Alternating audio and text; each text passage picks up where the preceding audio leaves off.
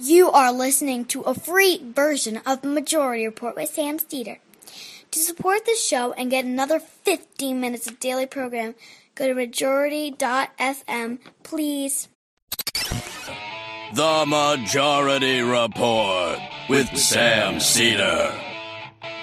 It's Friday, August 24th, 2018. My name is Michael Brooks on a Michael Friday. And this is the 5-time award-winning Majority Report. We're broadcasting live steps from the industrially ravaged Gowanus Canal in the heartland of America.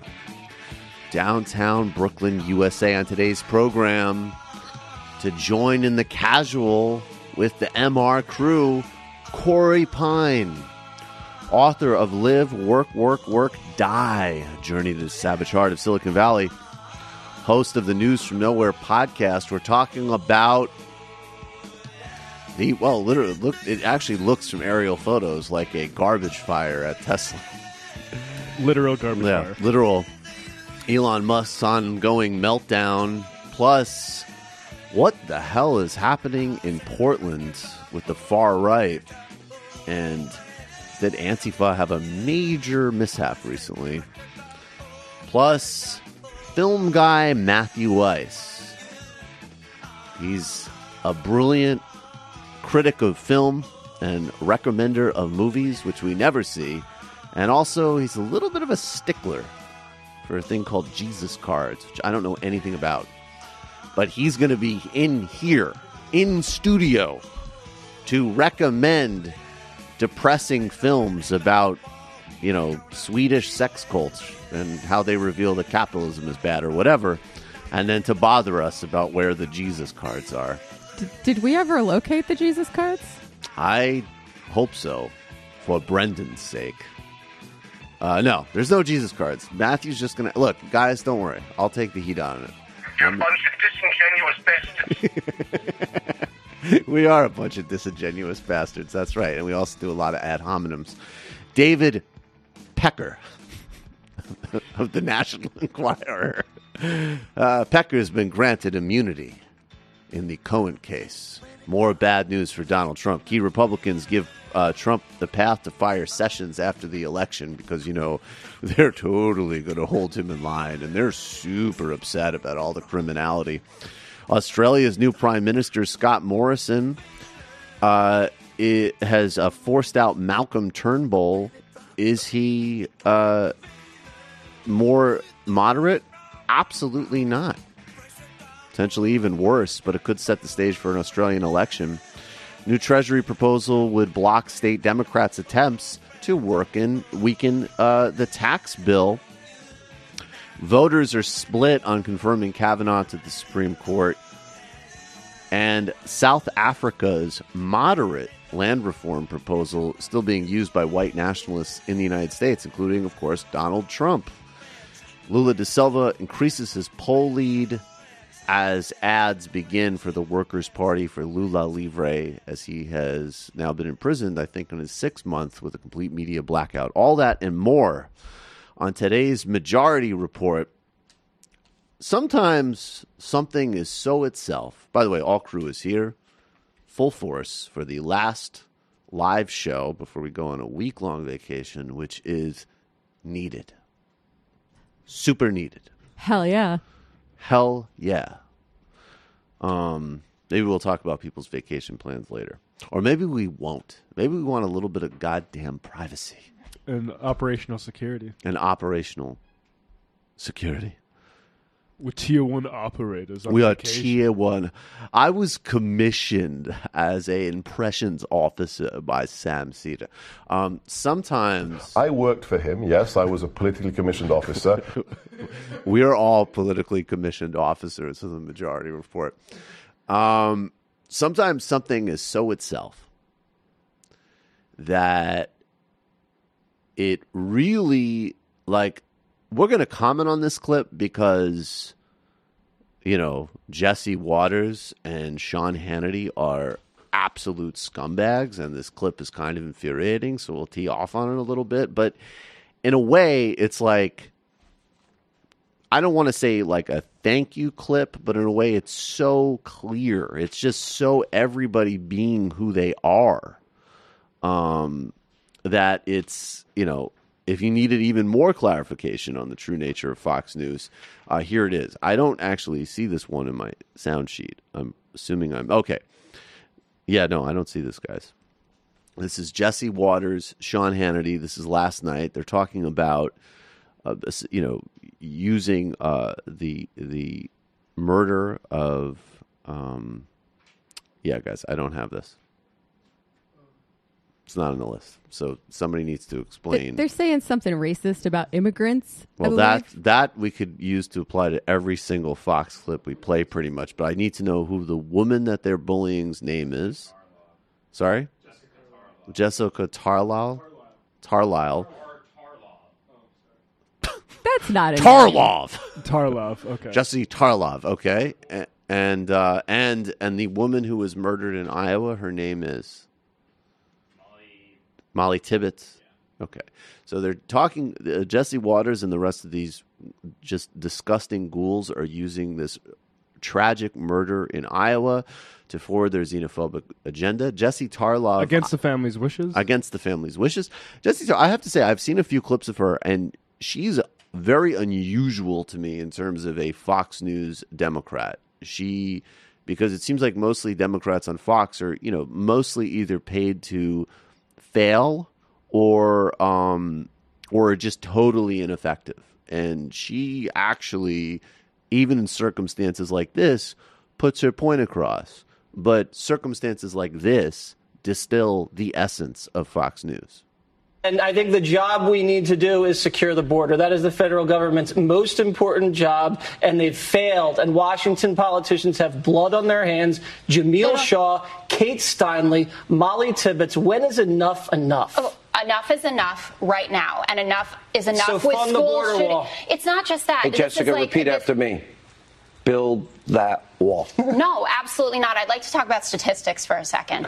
The illegal that's not a good area for you. Yes, it is. Why? The illegal immigrant population in this country commits far less crime than natural-born citizens. The demonization. There is. We should fight crime based on who commits it. By the way, where did you get? Wait, what? It's exactly the opposite of what you say. And the people that want us to focus on crimes done by people undocumented are the ones who want us to go after crime because of who did it, because it's actually in service of ethnic cleansing. Right. What you just said is what you propagandize for every single day. And then on top of that, if she had said, hey, I'd like to say something dishonest, bullshitting, condescending, and disingenuous, then he could have said, oh, that's not a good area for you because that's our area. But statistics, no, that's not their area. If you're going to approach this objectively, you would say, okay, let's see who is doing the crimes. Well, it appears that these undocumented people are doing crimes at a less high rate than people who are even citizens here. So maybe it's not really a problem. Why is Fox News constantly talking about it? Because they want to ethnically cleanse the country. Correct. Go ahead. For a second. The illegal that's not a good area for you. Yes, it is. Why? The illegal immigrant population in this country commits far less crime than natural-born citizens. The demonization. There is. We should fight crime based on who commits it. By the way, where did you get these statistics from? Sean, where did you get them from? There's a chart. According to who? That one comes right out of the Washington Post. Sean, that's like saying the Washington Post. What does that mean? That's like saying females speed less than males, so cops should look the other way. If we were having this conversation after a school shooting, I gotta leave. You guys would not Hang care on. at all. No changes would be made. Guys, it's too sensitive a topic. No winners tonight. Thank you both for being with us. Whoa, sounds like someone's on her period. Jesse, dude, you gotta calm down. She's on her period, bro. Like, she's literally citing statistics, and they're like, whoa, let's not get emotional, lady. Like, where did that statistic come from? The Washington Post. All right, well, you know what? I just can't.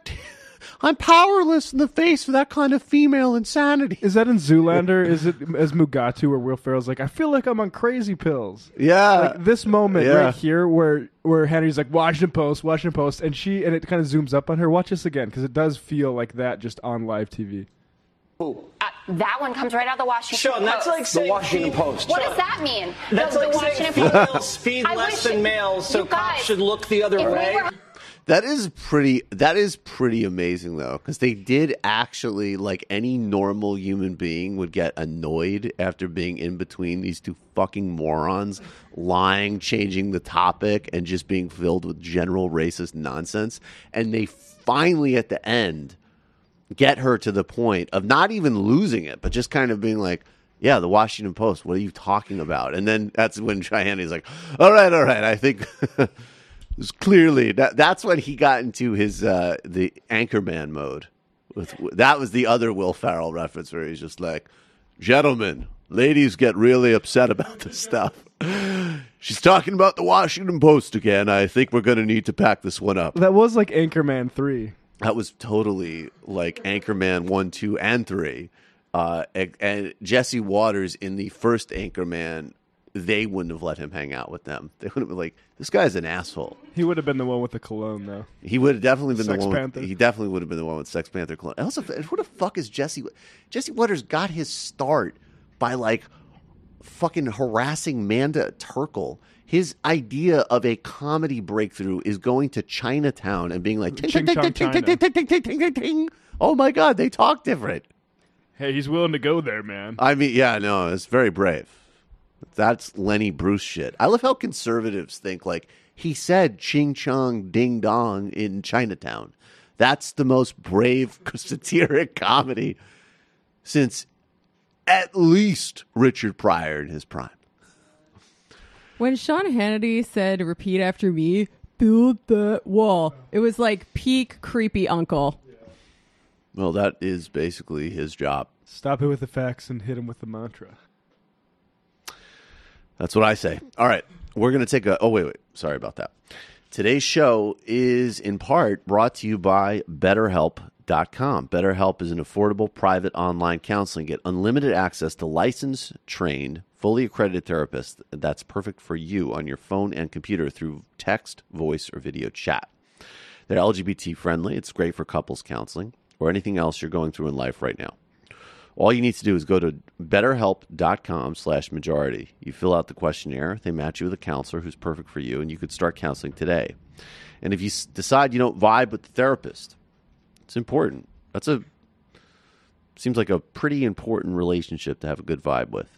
If you decide you don't vibe with a therapist you've matched on, you can switch whenever you want. It's less expensive than in-person counseling, but you're still getting the same great help from licensed professionals. And if you have trouble affording it, BetterHelp even has financial aid available. You're always connected to your counselor. You'll have unlimited access, which means you can talk to them every day if you want. You connect from anywhere you are at, home, work, or on the go, so you're not wasting time traveling to someone's office or sitting around in a waiting room. A lot of people are not comfortable talking to a therapist in person, or they simply don't have time, or they can't afford it. BetterHelp solves all these problems. You could sign up and save on quality professional therapy by going to BetterHelp.com/majority. BetterHelp.com/majority. We'll be right back with Corey Pein.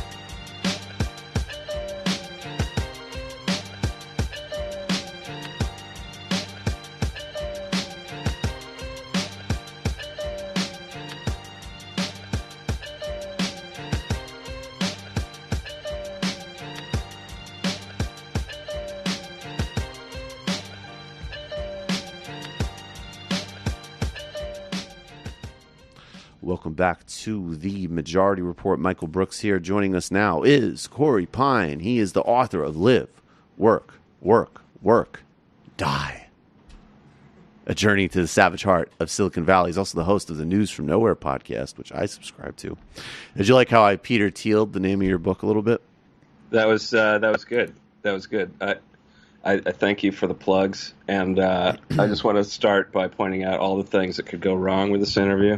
Yep. I'm sick. Nice. Sick like a dog. Right. I have a kitten that's now trying to tear a piece of art off the wall. Nice. And I might have to jump up at any time to go contain him. That's fine. That's casual Friday, buddy. Yeah, that's good. Oh, I have a request as well. Yeah, he's trying. My wife just finished her PhD. My wife. Can she get a shofar? Yes, please? I will. Patricia. I'm Patricia, who I am. I was going to actually. I don't know why I was like, can I say her first name? But yes, to Patricia, who I have also had the pleasure of spending some time with, and her PhD is that's it. It speaks to my yoga self. So all props and congratulations to Patricia.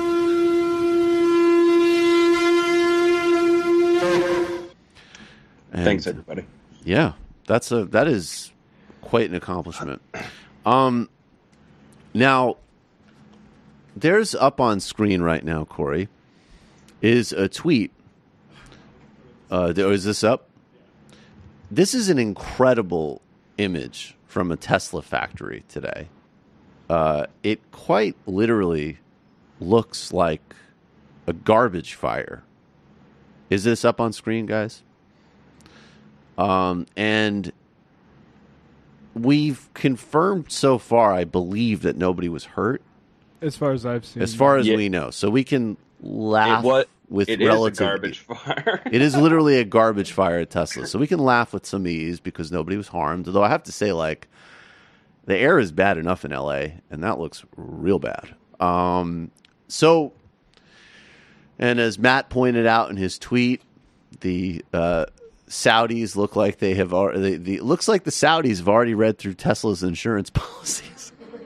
Yeah, there was obviously a lot of speculation about whether Musk was seen anywhere in the vicinity with like a can of gasoline and a book of matches, but crying because they've been having problems meeting their production targets. Well, they did take away the that's safety the case, signs. but it is not the first fire in recent times at the Tesla factory. At that particular one, they've had quite a few apparently. Well, maybe do a little bit because look, I make no bones about the fact that I enjoyed dunking on Elon Musk. Although I have to say, after reading that New York Times interview, I'm getting a little bit like I don't want some random YouTube video to be like, what finally pushes the guy over the edge, right? I might be mean. At times, but I'm not evil. You thought he was genuinely. What was your take on that? On the New York Times interview? Yeah, and I guess people should probably know if they didn't see it. Yeah, talk about that for a second. He was a little weepy. He was a little weepy. And I guess the gist of it was, woe is me. I'm tired. I don't sleep anymore. My life is really difficult. And well, I'll give you. Here's what I think. Get off my back. Here's what I think about that interview. Yeah, you're right. Woe is me, get off my back, blah, blah, blah. But here's what I think. I think partially, obviously, he's a disingenuous bastard. And he's playing for sympathy. No question.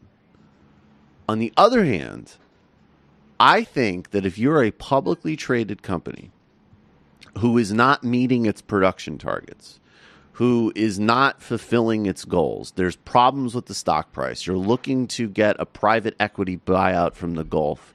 Your volatile and weird behavior on social media has become like an actual business, like a shareholder problem. And if you're so out of it that you think, what's going to bring this all back, home for us is crying to the New York Times, I'm going to say that in and of itself is a form of like, this guy's under a lot of pressure and not thinking clearly. You see what I mean? Well, and also nobody tells him no. And nobody tells him I mean, no. that's true. That's a theme with these oligarchs, right? Right. Nobody can tell him no, and that's something that you hear in all kinds of employee accounts, ex-employee accounts of working at his companies. Can I make an analogy? Yeah, go for well. You know how they say that patriarchy hurts men too, and feminism is concerned with all human beings, not just women. Yeah, I'll believe it when I see it. Capitalism Total hurts lie. capitalists. You know, anti-capitalism is for the capitalists, for the ruling class, as well as the workers. Well, it creates an industrialist mythology that can never be actually, embodied. Right.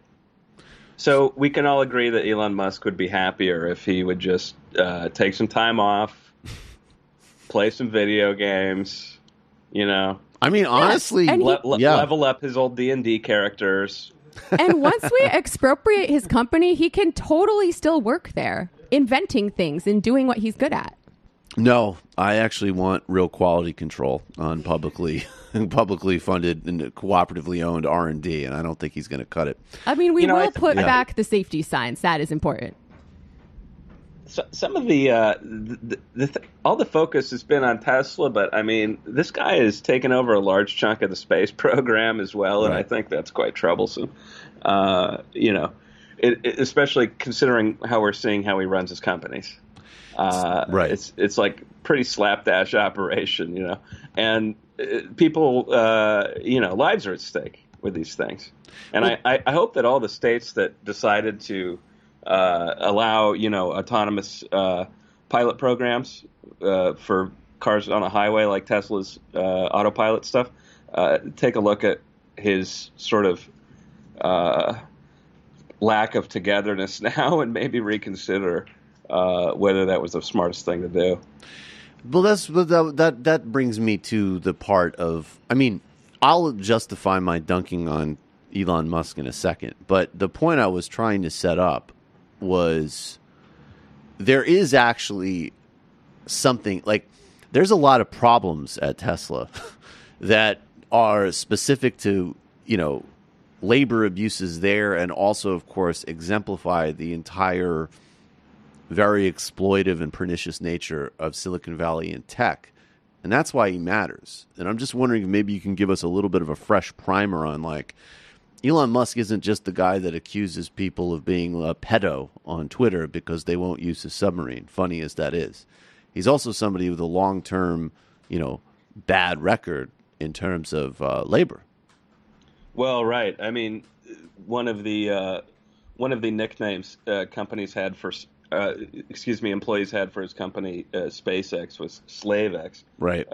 Because he drove them into the ground so consistently, and the same is true of Tesla. I mean, part of the thing in that Times interview, he was basically humble bragging about the hours he put in and sleeping at the office, and everybody else is basically expected to maintain that kind of schedule as well. So, as you can expect, a lot of high turnover and burnout at a company like that, viciously non-union. Right. And, there's a reason why in manufacturing processes where safety is a concern, like you're going to have a multi-ton vehicle sort of hurtling down the highway, at 70, 80, 90 miles an hour, you need people who are like rested, alert, following all kinds of safety protocols. And by all accounts, that was a secondary concern at Tesla. He is a notorious slave driver. And, how much of that has to do with the Silicon Valley culture in general of move fast and break things? I mean, it's entirely in keeping with the ethos of the place. But there's a difference when you're making like, Candy Crush.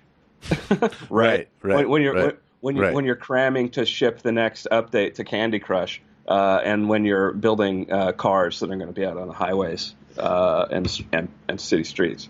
So, I think it's reflective too of the sort of anti-worker ethos that Silicon Valley has inculcated in the culture over the last 20 years or so. And, I hope that now finally people are starting to see why it's not a viable way of running our society. You can't just cut labor costs to make up for the other sort of drawbacks in your company's profit model. Yeah, and of course. And do you think that there is some puncturing of? Well, actually, no. First, I want to get to. There was a sort of quasi, not exactly a defense of Elon Musk, but had a caller on the post game on TMBS on Tuesday, and he said, the sort of two defenses that he put forward were one, And this guy has really good politics, so he's sort of like it's an indictment of our broader system, right? Like it's a catastrophe that we don't have essentially a massive social public R&D and investment in rapidly deploying, green technologies and updating NASA. Like the fact that isn't socialized and there isn't public imagination around the possibilities of technology and mobilizing for the climate crisis and exploring space and all of this is an indictment of the system. So our imaginations got outsourced to Elon Musk, and Elon Musk was willing to at least put those ambitious things on the table. And then that number two, hey, look, this guy is exploitive, he's delusional. He exemplifies the worst of Silicon Valley predator capitalism, but there's this at least he's making things talking point, which I guess maybe my inner Luddite is very much like, so, right? Like, you're going to have to do better than just making things to me. Like, I want to know what you're making and why. And especially actually if you're claiming that what you're making is actually solving some of the biggest problems we face in the world. But those were two of the sort of defenses that I heard of Musk. And I think that, it's Musk as a personality, but those are still some of the kind of hold-up defenses of really the whole mythology of Silicon Valley as a whole. Well, I guess I would say, based on your summary, I didn't hear the call, but there's maybe something to the first point, and the second point, I just don't get it. That just sounds like that just sounds like reactionary sort of put up or shut up sort of point, and it's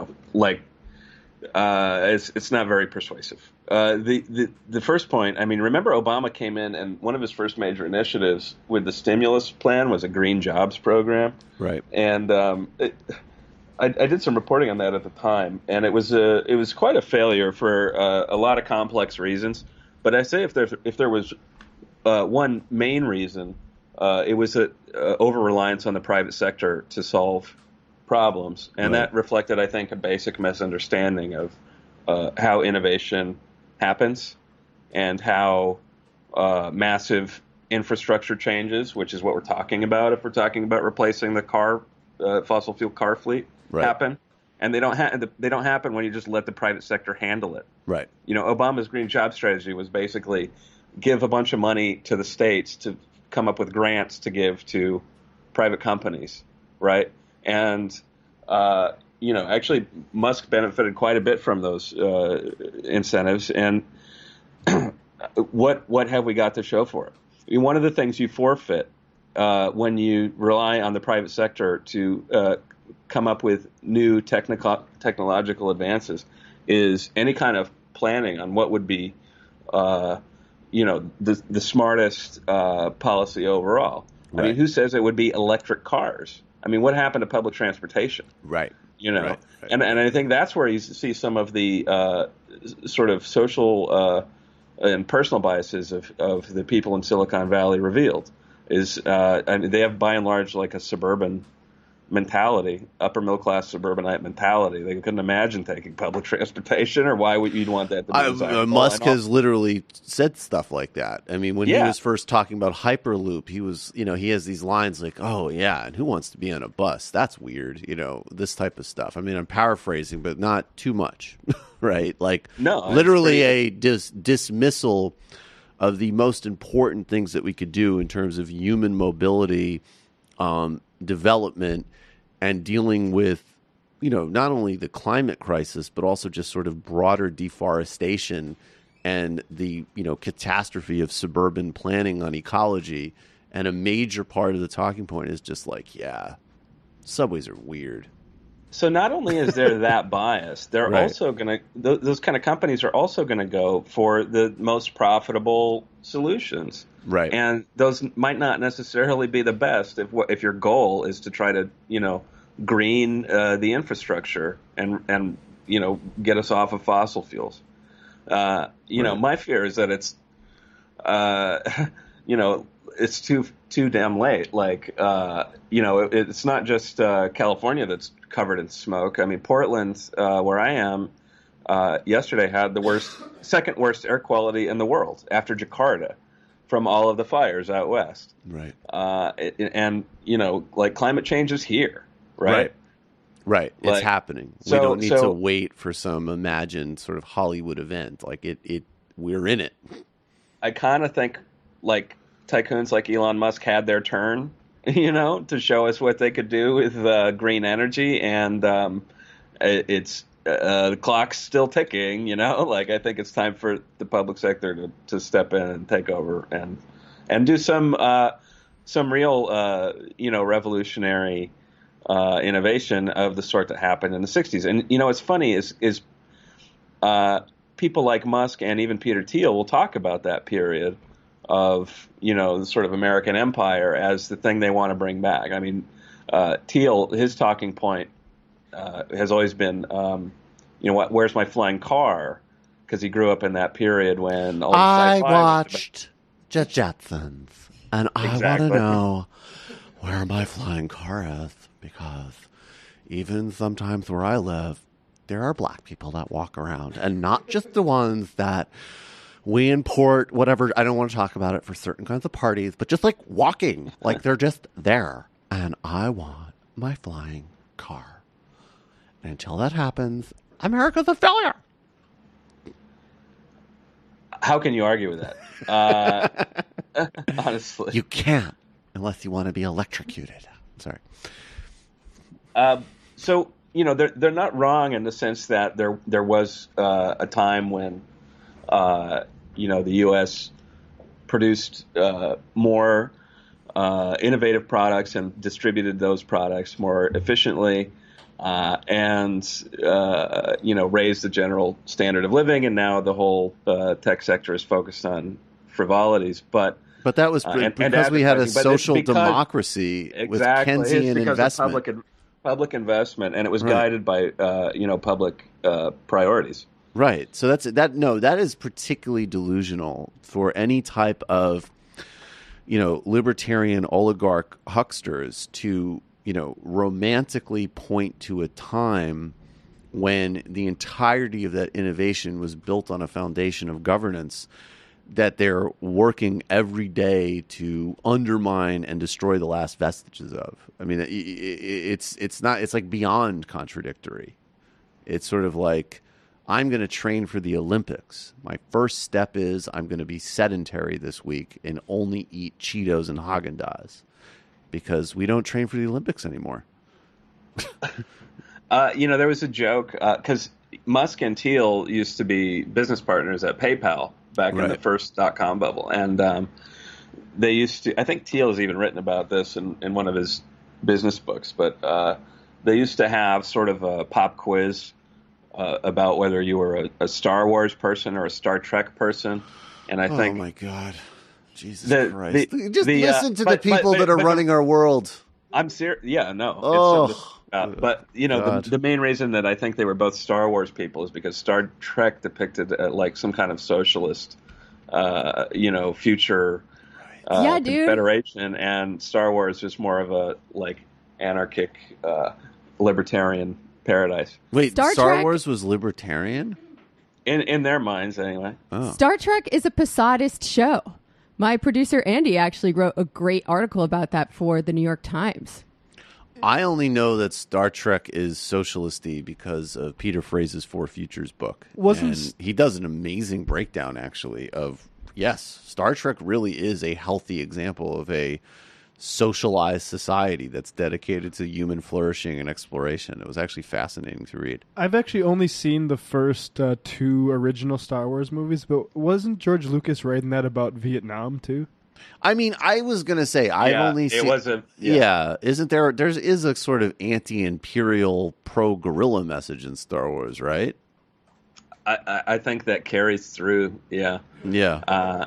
But anyway, the point is these guys are too thick to even pick up on those themes and have a complete misreading of, like, even their most cherished sort of cultural totems. They like to watch Mad Men and think it's awesome to like... Luke Skywalker wanted innovation, and the Empire was a big government program which guaranteed equal opportunities for all. And the Luke Skywalker just was like, no, we're just going to like start businesses. You know the Alec Baldwin scene in Glengarry Glen Ross? Yes. My dad told me that he went to a meeting of a salesman, and they actually played that up on a big screen, and everyone was cheering. You mean like this scene, which is a sort of like, this is the complete spiritual hollowness of your lives. And they're just like, yeah, let's go sell some vacuum cleaners door to door. Yeah. Oh, that's really sad, man. Well, that's like, I mean, every like Michael Lewis's Big Short. Right.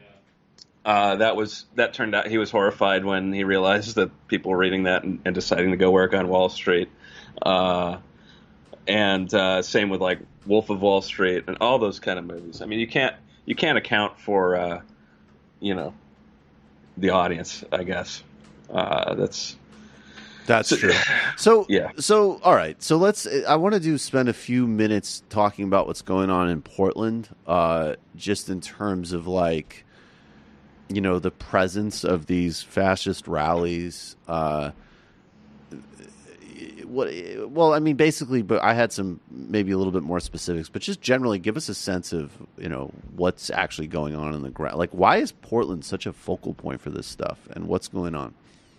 Why is a really interesting question. So I'll start with what's going on because it's sort of simpler to explain. But for the past, year and a half or so since Trump took office, we've had an escalating series of basically brown shirt style paramilitary incursions into the city by out of town groups. One of which sort of the key group being Patriot Prayer, which is really just a guy named Joey Gibson. Matthew Weiss. Oh, no, sorry. Excuse me. Yeah, no, sorry. My mistake. Yeah. That's all right. Right.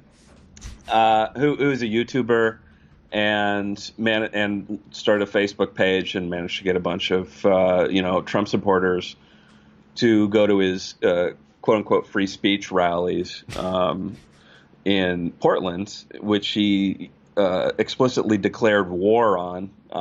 He paints it as like a den of sin and intolerable SJW-ness and riddled with Antifa terrorists. So for past year and a half, every month or so, sometimes twice a month, he and his crew have rolled in and basically provoked a response from different anti-fascist groups in town. So what started as, sort of irregular kind of taunts and standoffs turned into sort of, you could set your watch by the street fights. And earlier this month, there was a rally that, sometimes they bring in a lot of out-of-towners. Mm-hmm. Proud Boys, 3%ers, all kinds of different groups have sort of hooked up, and it becomes like a big event for the alt-right, the scrappy alt-right, to come to Portland and basically fight with Antifa. And so earlier this month, they announced basically their intention to bring guns. Now, when people started to freak out about that, they said, well, it's not a big deal because we've been bringing guns the whole time, concealed weapons. And that was already doing it. Yeah. Already happened. So, there was a lot of media attention. I wrote a story about for the Daily Beast about this last rally. and people can go find it there if they search my name and Daily Beast. But long story short, what we learned was that the police were really protecting this group in a way that the anti-fascists had been saying for a while. Even reporters like myself, who'd covered it closely, thought that they might be exaggerating a little bit. But what happened was the police lined up and charged the counter-protesters. Right. They didn't even search the people who said they were bringing weapons, which was quite shocking. But they did fire flashbangs and break up the counter-demonstration, therefore guaranteeing that the only freedom of speech that was protected that day was the freedom to support the president. And then the chief of police went on a local conservative talk radio show and basically bragged about beating up the protesters and bragged about the fact that she didn't consult the mayor or any other civilian authorities when she planned these kind of things. And now everybody's sort of kind of horrified and wondering, one, who's in charge of the police rank and file, where are their sympathies, and, when is this going to stop? And they almost killed somebody, right? I saw the photos on Twitter. They were gnarly. The last, so not this most recent rally, but the time before last, the Proud Boys and the right-wing groups sent several people to the hospital, including with a skull fracture. So, yeah, they almost killed somebody that time. This time, the police very nearly could have killed someone because they were firing these crowd control weapons at people, and one seemed to be aimed squarely at a guy's head, and it pierced this helmet he was wearing and still wounded him pretty severely. So if he hadn't been wearing a helmet, yeah, it could have killed him. But so I have two different questions, and one is more, strategic and critical, and then the other is maybe more to the point, if that makes, or Sure. way more dangerous, and I think is probably true. So one, that there was, this is the type of thing that is important, I think, to deal with. It can be used to distract from the bigger picture and the sort of bigger reality you just outlined. But there was this story of, Antifa basically attacking a guy who had an American flag. And, he was actually there to be in solidarity with the anti-fascists and was like a Bernie supporter, but, was doing a sort of, liberal style, hey, like this flag doesn't represent bigotry. And he was actually attacked by a couple of people that associate with Antifa. And, again, part of it is like this isn't a centralized organization. And it's a sort of a broad sentiment, and Mesh works. And most of the work they do, I still think is incredibly important. And I also just support because this is just the situation we're in and the lines are already drawn, right? But I do wonder, is there potential value in this other sort of not the kind of whiny Antifa, engages physically, so they're just as bad. These sort of ridiculous wussbag, ahistorical false equivalencies. But the more broad, just the more sort of strategic notion that these groups in a much more violent and dangerous way are following the Ben Shapiro and Milo model, which is they're going to places to intentionally create conflict, essentially. And when they get a response, that's how they drive a narrative. And if they were just sort of blown off or ignored, there is less oxygen.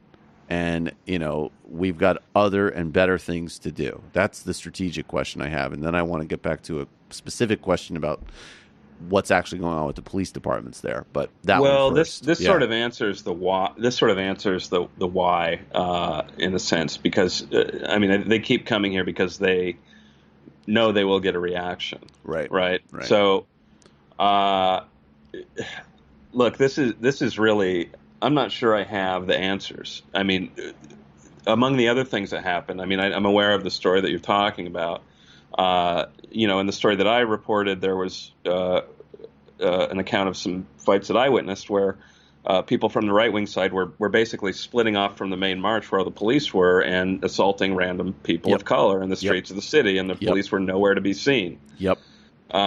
which sort of bolsters the argument that, if the police aren't going to protect people, somebody should. Yep. But at the same time, we are talking about vigilantism here, and there's not a lot of discipline in these groups, or training, or any of the things that you would hope to see from, somebody that's deigning to protect the public. So that is a problem. Now, I'm not sure what's worse. I mean, when these rallies started, they were marching down like the main immigrant street in the city with Trump flags, which is kind of terrorizing. Yep. I mean, it's absolutely terrorizing. Yes. And, I'm not sure that ignoring these folks is viable. I mean, ideally, I think what we'd want is, a sort of local law enforcement response that recognized what was actually going on. And I'm not sure where the chief of police and the city hall are getting their information. I presume it's from sources that are portraying the Antifa groups as more dangerous. The FBI national conference this year was all about left-wing violence. And at the same time, at the federal level, all of the pretty much all of the agents that were devoted to tracking right-wing extremism have been reassigned or sidelined. Anyway, it's not their time to shine. Right. So there's probably a bit of a bias in the information that they're getting, and I'd hope to see a little more local control over how the police respond to these things. Because if you're carrying weapons across state lines for the express purpose of inciting a riot, I mean, that's not protected speech. I'm sorry. And no, even groups, of course not. Even groups like the ACLU that have been really consistent in their message about protecting rights to march regardless of content, have come around to saying, well, if you're bringing weapons and talking about your intention to pick fights, then we can't defend that. But the city, for some reason, I think they're afraid of getting sued, has taken a different view. So, I think there is a bit of a lack of leadership. You can't have giant mob confrontations in the streets without people getting hurt. And I mean, it is the city and the state which are allowing that to happen by their lack of action and their fear of basically getting sued by right-wingers. My final question on that would be, and I think that yes, that makes sense in terms of the state and the mayor's office, right? Because they also don't have. It also shows they don't have full control over their own police. Well, that was the thing that I wanted to get to, because I think, like, okay, there was a story recently of a guy, he had to resign, I believe, but he was some type of relative, had a leadership position for a police department in Louisiana. It was revealed that he was a Proud Boy. There's been a lot of reports, both documented when these sorts of things are being measured, as well as anecdotal, of far right groups, going into the military, going into police.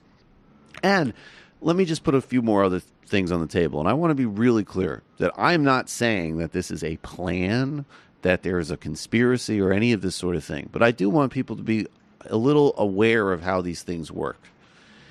In places where there have been far-right, right-wing governments that have committed atrocities, or even political parties, right, there's usually paramilitaries and gangs where that activity is sort of informally outsourced to. So even like in Indonesia in the 60s, when they were murdering literally hundreds of thousands of people on the left, a lot of the people that actually commit, and the orders and the encouragement are all from the government and the military, no question.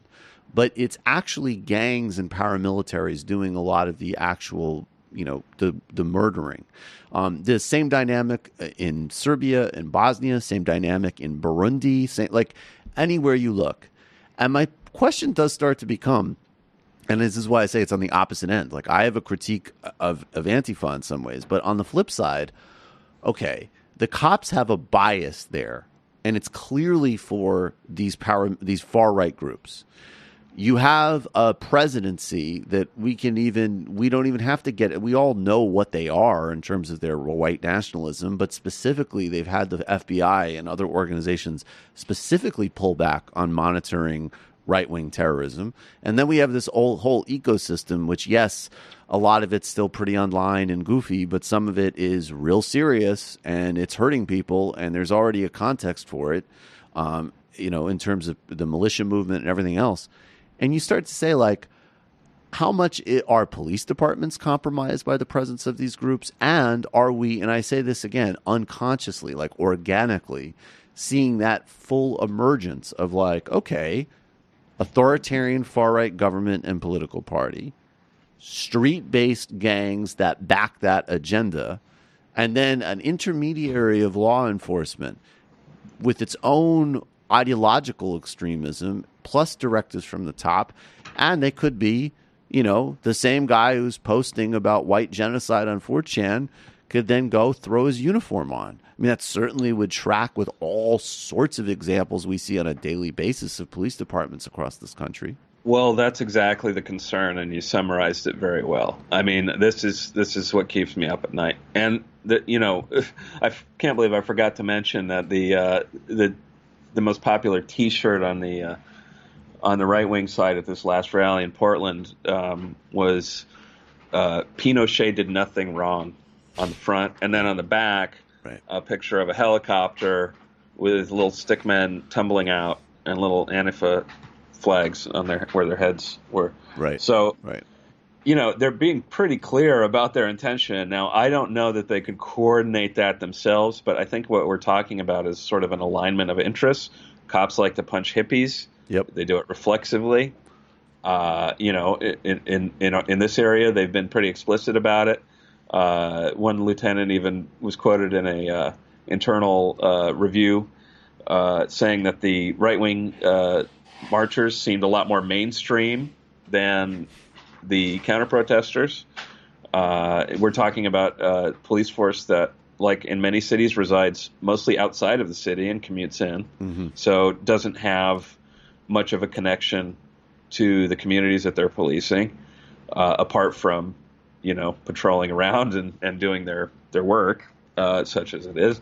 And, I think that their tendencies, have been revealed. And if I were in any sort of elected office, I would be very urgently conducting reviews. Do we have Proud Boys on the force? I mean, I don't know about that case in Louisiana, but we had one in this area as well, where a female sheriff's deputy was photographed online hawking Proud Boys merchandise. Right. Right. And watching their conduct at these kind of rallies, it's very troubling. It's very troubling. I mean, I've been tracking these things for a year, and I've seen people commit felony assault in public multiple times, get arrested, and then get released the next day. And that leads me to go, what's going on here? Yep. These people are known nuisances, public safety threats. They're threatening violence repeatedly. They do this again and again, and they seem untouchable. So what's happening? And it baffles me that no one from City Hall to the Attorney General to the Governor's office to to federal agencies, no law enforcement agency in the region seems to be able to answer why this continues. Well, I think people on a very basic civic level have their marching orders in Oregon, specifically in this case, which is you got to start calling these offices and say, excuse me, why is, right-wing violence allowed to run rampant over, a city and have open conflict on the streets? And then, of course, if you're also saying, and I entirely believe you're reporting, you're also just talking about the random targeting and assaulting of people of color across the city. This is, and in all those areas, and not that this should matter, but let's be real, it does. you have Democrats holding all of those offices. Yes. So, you're not talking about trying to get a Republican to hold their base accountable. You're talking about Democrats, essentially needing to protect their base from the Republican base. Corey Pein, it's always a pleasure. I recommend that everybody check out the News from Nowhere podcast on Patreon. It's incredibly smart, sort of a deeper, fresh air with a left focus. And Corey's a regular on Michael Brooks' show. I'm a regular on News from Nowhere. Live, Work, Work, Work, Die is going to be one of the key books for understanding Silicon Valley economy and culture and how it's hitting all of us. Corey, always appreciate your time, brother. Thanks, Michael. Fun as usual. And the book just launched in the UK and is about to go in Australia, too. So your listeners internationally should keep an eye out for it. Oh, wow. Congratulations. Wow. Any trips you're planning recently, Corey? No. Corey and I have literally gotten on the phone at times and just been like, yeah, that was a good segment you guys did. Hope you enjoyed it because there's not much enjoyment ahead. Mazel tov, Corey. And thank you, by the way, for becoming a patron of the Antifada. It means a lot to me. I patronize all of your shows. Oh, literary yeah. What a mensch. What a mensch. We were Corey and I were first days on each other's, and I'm glad to see it growing. Corey, thanks, brother. Talk to you soon. Thank y'all. Take care. All right. Okay, guys, give me about 40 seconds. No, play the song because I need a second, and then we'll come back for Matthew's intro. We're going to take a brief break, and then we will be back in studio with film guy, film connoisseur, film Jewisseur, Star Trek over Star Wars, Matthew Weiss. We'll be right back. First class to the world, me no coach, man. No inna my league. Watch out now. Them no inna my league. No inna my league. Them a hip with a little bit of money and weed, no reach nowhere. And I say them a lead. No inna my league. No inna my league. Them too slow, them a invalid. Man full of step like a centipede. No inna my league. First thing, bitch, I thanks for the most things. Security, I at me guard. Look on me house and me yard and me 1 dozen pit bull dog. This industry must be me girl. Come me hard. No fatter than them a hip and soups. And them nah live better than dog. Me bank account gone psycho. 500 million on your cycle. You know see your slow life is a cycle. You know see me fasting times 9 chops. Me a do it like night. Tell them drop asleep like night. Lord Jesus Christ, now sell out the God if you not be. No inna my league. No inna my league. Them a hype over little bit of money and we no reach nowhere. And I say them a lead. No inna my league. Them no inna my league. Them too slow, them a invalid. Man full of step like a centipede. No inna my league. I feel me school at the time for devotion. Them soft like lotion. Them a make scraps, we a make potion. Yes, I'm a ton river in a ocean. Zoom high at the cloud, him a float man. First class to the world, me no coach man. From town to Mobile, every most and bust out the Kyle is a real money motion. No inna my league. No inna my league. Them a hip over little bit of money and we no reach nowhere. And I say them a lead. No inna my league. No inna my league. Them too slow, them a invalid. Man full of step like a centipede. No inna my league. Whoa. Diamond. Higher than high, man. Welcome back to the Majority Report Movado. That is the anthem of the Majority Report's attitude about our content. Not in our league. Not good. All right, joining us now, and I hope the song is ready, and I hope the split screen is ready, is our friend, a guy that I've watched many a good LeBron game with. I've been terrorized into consuming all sorts of content that I would never look at otherwise. Or not even just nagged, like a fucking Jewish mom. Just like, no, Michael, I want you to watch this. Is he on... Is he good to go? All right, okay, we'll do it in a... Yo, I'm just asking, Matt. Relax. We'll deal with it in a second. All right, but first let's play Film Guy Matthews' song. Matthew, the film guy, is choosing your streams. Cassavetes on Netflix and other such themes. Maybe you'll watch one and learn a few things. Please recommend me a movie to stream.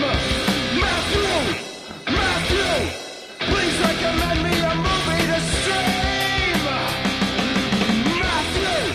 Matthew, film guy. Matthew, Film Guy. Hey, Michael. How you doing? Doing pretty good. How you doing?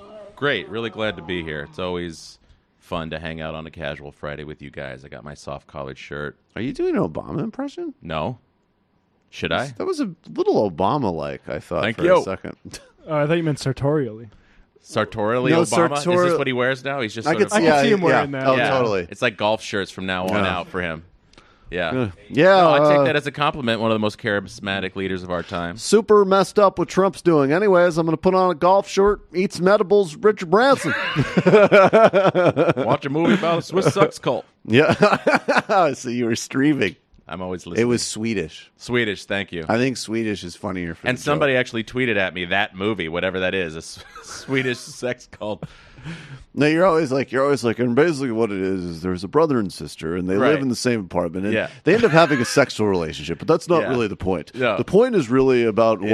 what market values do the family, and it's 5 hours long, wish but I that were recommend true. that everybody see it. Oh, duration is definitely in my wheelhouse. Yeah, that's a big thing for me. But I like to make Sam uncomfortable about his inability to feel emotions, so I try to aim for that stuff. But since you guys are all hanging Dude, out he here, we is don't have to. so... I was trying to have a genuine moment with the guy I on saw the that. year-long of I saw that, TMBS, and not even, like, just give him, like, a... Yeah. Thanks, man. Like, I would have actually given him a longer thank you list. Yeah. And I was being totally sincere. Yeah, he and wouldn't he's have just- wanted that. He's sitting there like, you're welcome. Yeah, I know. I actually shed a tear because that was like the most effusive I've seen him be in a long time. So the fact that he was there and just had that comment, that's his communication style. Yeah, he's a ball breaker. That's how cranky right. New England Jews show love. Yeah, I'm not even ball. It's like a noogie. Obviously, Verbal noogie. ball breaking is a lot of fun. But I was saying, absolutely. I was just saying, it was amazing that even like 30 seconds, I was like, whoa. No, you that can't- sends up yeah. a red flag. Yeah, he's just Danger, he's feeling like, something real. What's happening? I feel feelings. Yeah, oh listen. no, I'm going to get jumped. We all have our roles to play in this world, and Sam's doing his, and good enough for me. Yeah, well, I mean, If you want to tell me that you love me, I'll tell you I love you. I love you. I love you too. I love you, man. There you go. Absolutely. We're No gonna have problem. more genuine emotion here than in the entire year previously on the Majority Report. That's probably true. Really weird. You disingenuous bastard. Matt is so uncomfortable right now. Yeah, well, the Matt is That's probably why Sam loves him. That is the Matt hook to the whole culture of the show. Because Matt, you would think like sometimes Matt does make jokes where I'm like, how the hell did you think of that where you grew up? I do think that at times because I'm like, in my stereotype universe, you don't get to be that clever. Yeah, Like, but he's but the masterful way there he is drops that in those sounds, though. That's how he communicates himself. That's the distance he puts. It really is. I will say it is very. I mean, Matt is not like Fred on Howard Stern because Matt's much more of like a presence himself on the show. But it is very analogous, like the way I don't remember Fred. He's I'm the not sound drop guy. Is he? Okay. That guy's brilliant with sound drops. I have not heard somebody like he's the only other guy that I could think of who he has a whole parallel show going on with sound Right. drops, and Matt's produced that over the year on this show. Matt Leck now has the title. Yeah. Matt, what do? Do you just have them teed up, or you just know where they all are for random access? I have some that I just have to search in Finder, but usually I have a few seconds to do that, and then we have a special program called Farrago. Does it show you which ones you use most? Oh no, there's nothing like that. And I kind of have it. I have it sort of. The taxonomy of it's really tough because I have Republicans and also fascists, and how do you do that? Why don't you just have? both ways. Why don't you just have a fascist folder for everybody. I know that's the Harder problem. to Is search. It becomes unuseful then. Yeah, too big. Too big. Right. They're all in there. Oh, I see what you mean. Because it's the timing that really is what nails it. It's the content, but then the timing. You have to have it so ready. You have to, yeah. It's like I appreciate it's always good, but there are moments where it's actually like slayed me, and it's Mm-hmm. usually either. That's a good fucking point. That's a fucking good That's point. a fucking good point. It's either that That's one Rogan, or right? or that'll keep the testosterone flowing. Yes, that's Those That's two, a recent yeah. addition. That was Oh, and now MFer, I want some more iced tea. Oh, a classic. A classic. Well, let's see how many we can inspire. well, him it's to do also today. no. I've also really I like and especially when we do like a dipset or instrumental or something, and you just tack on, "You're treating me like a black person." Oh yeah, the new Yeah, the sound new drops in the contender song. is the doctor who got arrested in Like a Florida. black person. Yeah, Treat me like a black person.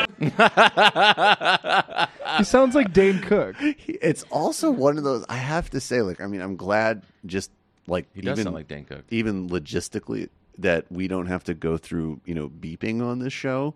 Right. But there are a lot of circumstances where the beep makes it Yes. so much funnier. Absolutely. Yes. Like it's just that something about the beep that maybe also just reflects like first we're laughing at this guy, right? Because he's just this big silly doofus. And then at the same time, like the cops are clear, like it's totally unnecessary to throw some like hyperactive dunce doctor on the floor, right? And he actually he's inadvertently right that like Yeah. he's like, yeah, wow, yeah, police are totally out of control. And they are treating him like a black person. No, they would have killed him if he was a black person. But they're in the continuum. But there's so all of these insane things are happening, and then in our culture, it's like, but the really upsetting part of this is not cursing. it's the Yeah. cursing. It's not the actual abuse Yeah. that's taking place. It's not No. the allusion to Yeah. the atrocities we see every day towards African Americans. It's that, oh man, he couldn't keep it in himself. He used the friggin' F word. Yeah, you're right. It's He the dropped culture. an F bomb. Because it's Yeah. the same thing that allows like heads getting cut off to make it through the censor, but like sex is not. There's that puritanical thing that still goes on. That is amazing that that's still kind of stuck around Yeah. because it's sort of violence is fine, but don't have sex. Yeah, but it's also such a like porn like I feel like when George Carlin first did that routine, my sense was like, okay, Can I say them? no, Okay. we're not on Matt, a get 10 on the beep. We're not on a 10-second though. If we actually did have a beep that was handy, that would might actually be be a pretty good, funny. a good solution to our cursing problem on the show. That way, A beep. instead of getting yelled at by Sam, I can just push the button and it'll be funny. It has to be the slide whistle. I don't have a beep. No, I think the slide whistle is The funnier. beeping does make it funny. I've just been getting into Rick and Morty. I'm sure some people in here love that show. Oh, wow. You must be really high IQ. And exactly. And Nice. that is one of the funniest things about it is the beeping, all the cursing, but it's still beeped out. So this guy Brendan, I do have high IQ. yeah, sure. I mean, Did you ever even take an IQ test? Oh God, don't even. I'm traumatized. By You mean that. weekly? Yeah, you use that. You I just you did take one one of on those Facebook. that's what's so horrible about another thing that's horrible about Silicon Valley is that is like because of like doing research for that subject area. My like Google AdSense is like slammed with like Really? take a 30-minute IQ test online. And I just had like a picture of you just Yeah. like it's Sunday. It's time for my Sunday Yeah. coffee and IQ test. And I send it to my mother just so she's proud of me again for another week. It lasts you a whole week. Yeah. What's the joke? Is that for a Jewish mother, the fetus isn't viable till medical school? Thank you. That's right. That somehow both deserved that sound effect and is genuinely funny. Yeah, exactly. Exactly. There's nothing wrong with a rim shot when it's earned righteously. Well, the other great, I'll do one more in the Please. Jewish joke variety. Please. Bunch of middle-aged Jewish ladies are out for lunch. The waiter comes in the middle of the meal and he says, "Is anything okay?" That's another classic. That's too real. Too true. It's traumatic. Yeah, We're all having flashbacks right yeah, now. seriously. Remind me to tell you the story about the time my grandfather sent a steak back 4 times.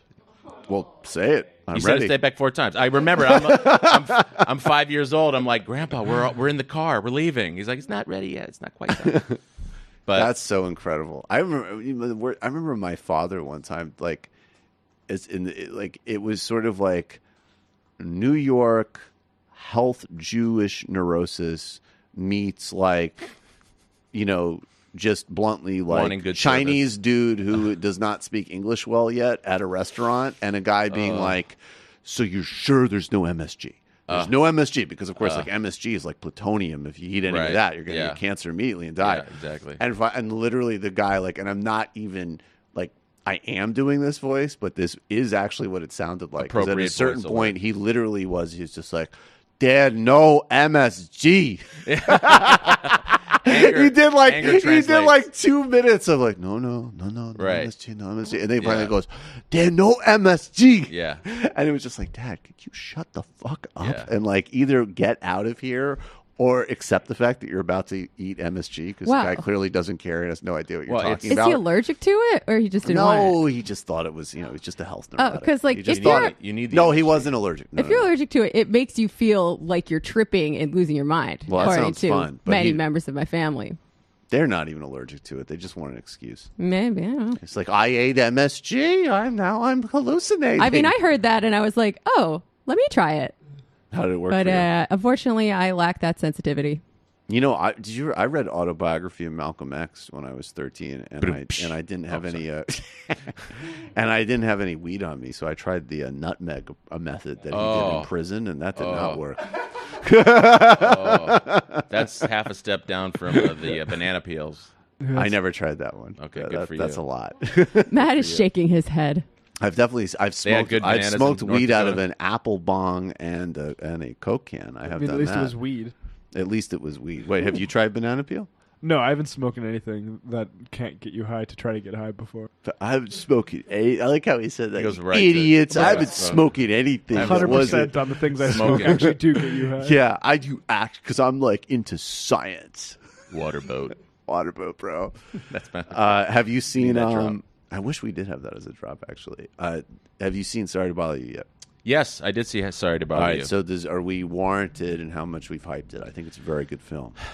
I enjoyed it. I laughed several times very hard, especially in the rap scene in the party. That was one of the biggest laughs of the year for me. Yep, that was when tight. He finally realizes what the crowd wants and gives it to him. Yep, that was good. But I saw it as taking big swings, which I really appreciate. So it gets a nod for that. It it reminded me of some other movies. Like I love Brazil. It kind of reminds me of that. Yeah, that's what I said. Brazil. That's true. So true. Points to you. Brazil is one of my favorite movies. Brazil is one. Actually my recommendation when people talk about like what's the authoritarian movie for the moment. Right. And I am always going with Brazil because the grotesqueness matches the Trump. Yeah, and it's funny, so you're laughing through fear and terror. It's kind of a gateway film to like alternative films. Like it's not that weird, but it's weird enough that that's how I experienced it when I watched it when I was 17. I said, "This is a gateway." Yeah, I'm gonna experiment with other alternative films. Yeah. No, I'm going to smoke a banana peel next. If Monty you will. Python is a gateway film and video kind of experience. But yeah, I really appreciated it. Do I feel like it's one of my favorite films of all time? No, but not. Why? Because you're a neoliberal? Yeah, because you're a neoliberal cuckologist. Why are the job creators always the bad guys?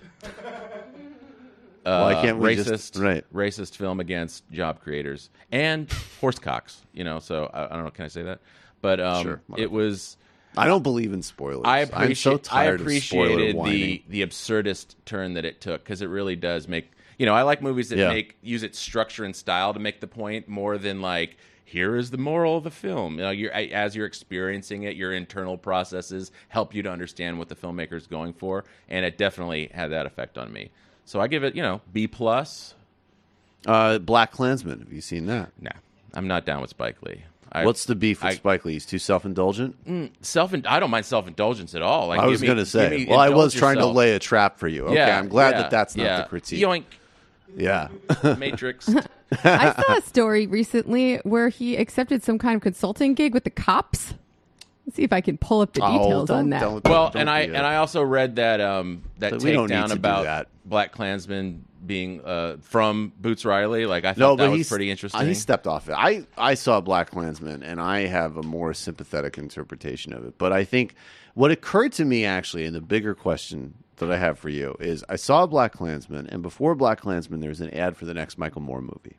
Yeah, and what hit me while I was watching it, and I have plenty of I think there's plenty of political problems with Spike Lee. I think Michael Moore has problems, and whatever you think, it's almost like nobody's perfect. Well, no kidding. But whatever you think of Boots Riley, and sorry to bother you, it was like, I was just I was like, when we were watching the ads and then seeing BlacKkKlansman, I was like, there was a time not too long ago where whatever you thought of Spike Lee or Michael Moore, it was like, that's it. Like, there's one guy who makes documentaries that talks about corporations abusing America and why capitalism is bad for people, and, you know, Republicans being assholes. And then there's another guy who will give you, accurate treatments of aspects of white supremacy and police violence. And that's it. And now it does seem like maybe things are opening up a little bit, where like you don't have to just rely on these two very flawed filmmakers, because that's literally like the only game in town. I just always found Spike Lee, and I could put Michael Moore into this thing too, although I'm somewhat more sympathetic to him because he's a little more funny. No, because he's white. But I just think that Michael Moore wears his polemics a little bit less pretentiously. Like, he's just like, I'm this working class kind of muckraker. Well, it's geography. He's mean like Michigan versus Brooklyn? Yeah. I just always found Spike Lee to be like, there was this filmmaker in the 50s, Stanley Kramer, and he would make like these issue films, and they were just sort of like, I totally always agreed with the message and with the kind of content and what it was saying, but just like, I'm the film guy. I'm looking for something that elevates the form a little bit over tabloid, even if I agree with the theme or agree with the insight. They're just not they don't really inspire me. I will say Do the Right Thing is definitely on my top favorite films of all time. I was going to give you, because I had a list of films that I think he made that are actually legit good movies, which I was going to run by you. But Jamie, is he working for the cops? Yeah. You want to see the article? Well, you could just read off the top line. He's working for the Knicks. I'm not super into this line of critique, but you put it out. So yeah, I don't really care if he's working. I think it's a legitimate critique. Well, why? What's he doing for them? Latest Spike Lee joint, paid NYPD consultant. The movie director, an outspoken critic of the department, allowed his firm to contribute to a police ad campaign. I mean, if they're listening to him about the problems they have in their department, yeah, I mean, if they're hiring him to talk about those issues, that's great. Like, how about not beating and killing so many black people? Oh, wait, but are you saying his firm got hired to do ads for the NYPD? Is that what the story is? I believe so. Well, look, to build trust with minority communities. Well, Spike Lee has done ads for the Navy, for Nike, and for Uber. So, the guy does not have... No, he's a corporate whore. He's not a radical. You don't have to be a radical anti-capitalist to have a critique of the police and how they function in society. Well, he does, but actually, you know what, though? I think if you watch the movie, I don't think he's contradicting himself at all. Because I don't think the movie is in any way anti-police per se. It's anti-police being racist monsters. I heard Boots Riley say it was pro-heroic police. So. I mean, I think that's a little bit unfair as well, to be honest. Because he definitely does point to systemic problems in the police department. Right. But he certainly holds the perspective, as most, moderate liberal baby boomers. Right. Which is what Spike Lee is. Yeah, exactly. That police and he's much smarter than just a few bad apples, but no, he thinks that of course policing has an important function and people can do important things in that job, which is literally what the movie's about. So I just kind of find I'm open to the critique, but I'm very concerned. I'm not into moralism to begin with, and then honestly, that's his stock in trade, right? Well, but either way, going at him either. But if his ad campaign is about improving police and community relations, is in some ways part of what BlacKkKlansman the movie is about. Yeah. So I don't think that's really much to get him on. I haven't seen BlacKkKlansman, but I was telling somebody about the Boots Riley critique, which I think got way overblown in the press. Right, Boots Riley wasn't going at him like that. Yeah, he was saying the press wants to play two black people off each other. Right. Yeah, exactly. Right. And I think Boots' critique is the one you need to like go into that movie with, because it is odd timing for like. And the problem is I think, and I haven't seen the movie, but I've heard it like you. It's not as sort of glorifying the cops, but the problem, like the person I was talking to, she's like, yeah, it starts off with cops going and to see if Black Panthers were going to get violent, and it's like Stokely Carmichael, COINTELPRO. It's COINTELPRO stuff in the beginning. But but she wasn't familiar with that history, and the way she presented that to me was like they were making sure they weren't going to get violent, and that's not what COINTELPRO was about. No, they were going to right? make them violent, so there was a crackdown. Exactly. And they would be destroyed. I have to say, I think specifically though. I mean, this feels weird, not to insult her, but that's her. For that point specifically, she was not getting the point, right? Like that, them going and monitoring Stokely Carmichael, even in the context of that film, is highly critical of the police department, and the guy who's doing it knows he's wrong. So that's not. I don't think Michael's that's the what only one he who's was. seen the film. We got to give it to him. Well, no, I'm just saying. Even Spike Lee, like Spike Lee's not going to. Spike Lee does whatever we say about how the limits of his politics. He's not pro Cohen. He's not pro monitoring Stokely. No, Carmichael. but I mean, like even the suggestion that was just to make sure they weren't getting violent, right? Just that specifically. Yeah, but that's actually. Yeah, but if you watch the movie, I mean, that's not. I wouldn't interpret it like that. That's actually getting at why I think Spike Lee is kind of. In the C class of filmmaker, because he gives you the impression that you're getting an insight into something important, but he's really giving it to you in such a sort of broad outline that it actually does disservice to actually understanding. And if it makes you look deeper into it, that's great. But I have a feeling most like white liberals look at it and go like, "Now I know what it's like to be a black person." It's all over. Well, I think that movie definitely had a lot of like. The real type of basic garbage racist that nobody wants to be associated with. But didn't you like my white voice I just did? That was for you. Pure. It was 1998 Def Comedy Jam all the way. Jamie, exactly. Go ahead. Well, it comes down to the difference between leftists and liberals, I think. And Spike Lee can, he's a libtard. Like liberals want to reform the police. They think that the police can be reformed. Right. So maybe he's not a hypocrite in that regard. Right. And leftists view the police themselves, their very existence, as part of the foundational violence of capitalism and an essential part to, protecting private property and policing surplus populations and keeping them oppressed. It's a bit of a different take. Yeah. So, we can critique the liberal take just like we always do. Yeah. And that's all fine. Boots was doing, I think. Yeah.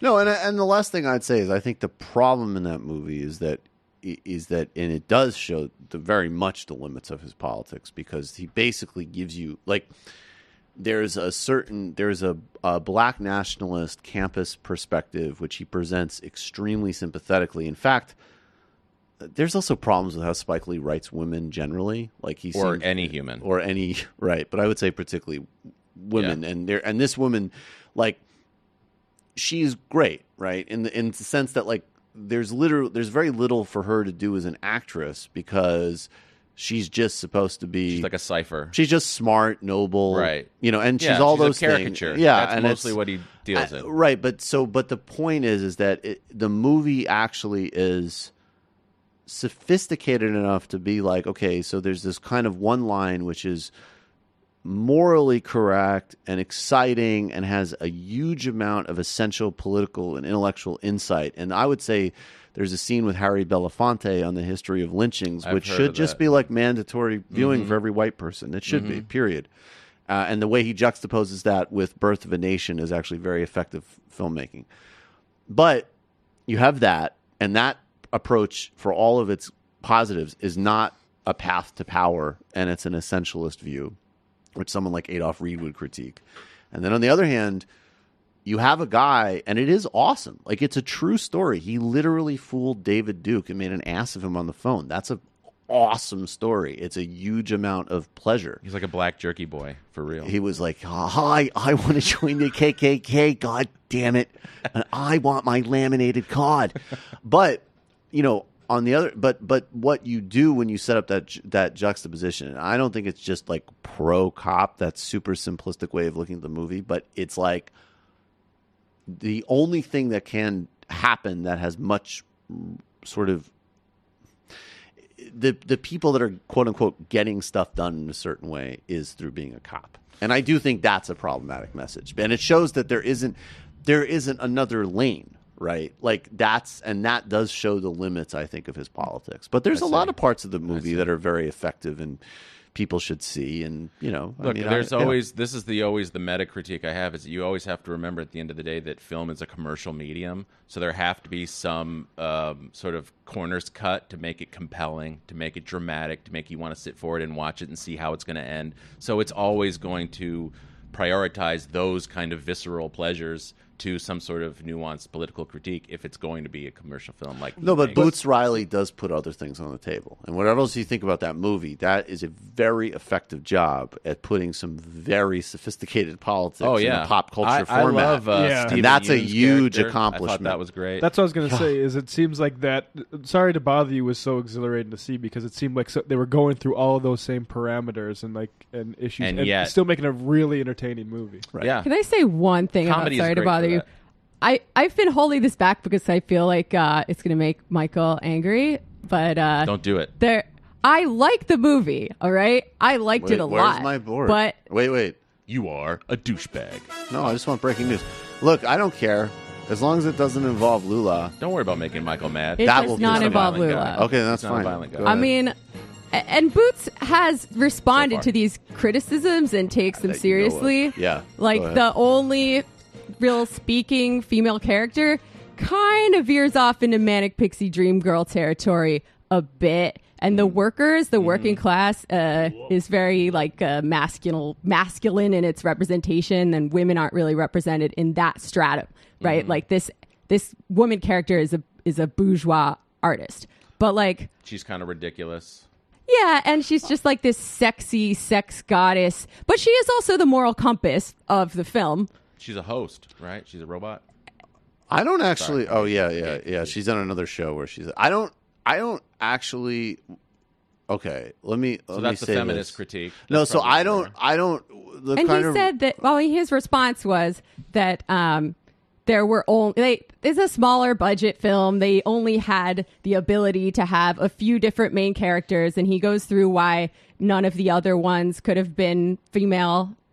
I thought his response was, "I'd hit that." No, I'm just kidding. I think she does. She does have something to her character slightly beyond who she's going to sleep with or not. Although that is a main part of her function. I thought her character was more actually complicated because I don't always view her as just the conscience, to be honest. Like I actually thought she was a really complicated character. Yeah, they were poking fun at her too with her piece, her art piece. Yeah. I liked it that she had her own little subplot with selling out, and she had her own white voice or whatever, and I would certainly like to see that developed more. And I understand that you can only put so much in one movie, but it did seem like a bit of an oversight. I think the Pixie Dream Girl thing. I think the Pixie Dream Girl thing fits a little bit with that.